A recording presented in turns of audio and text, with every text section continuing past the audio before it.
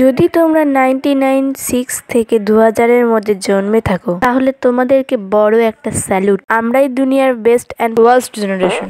স্কুলে পড়াকালীন আমরা দৌড়ে দৌড়ে জিওগ্রাফি প্র্যাকটিক্যাল ক্লাসে যেতাম, যেন পৃথিবীর সবথেকে ইম্পর্টেন্ট ক্লাস। এবং কম্পিউটার ক্লাসে আমরা MS ডট এবং MS পেন্ট শিখেছি।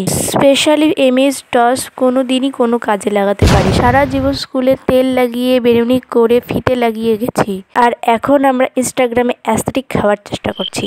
যে ছবিগুলো আমার 7-8 পছন্দ ছিল না, সেই ছবিগুলোই অ্যাস্থেটিক বানিয়ে ইনস্টাগ্রামে পোস্ট করি। আগে আমরা নোকিয়া ফোনে গেম খেলতাম। এসব খেলতে খেলতে তারপর হঠাৎ করে একদিন স্মার্টফোন চলে আসলো। সেখানে টেম্পল রান, সেটাও আবার আপডেট হয়ে গেল। বিকাশ, পাবজি কি ইউজ করিনি আমরা? আমাদের জেনারেশন গরিব থেকে বড় লোক A to Z দেখেছে। লিটারেলি প্রথমে নো ফোন, তারপরে বাটন ফোন, তারপর ফ্লিপ ফোন, তারপর টাচ ফোন।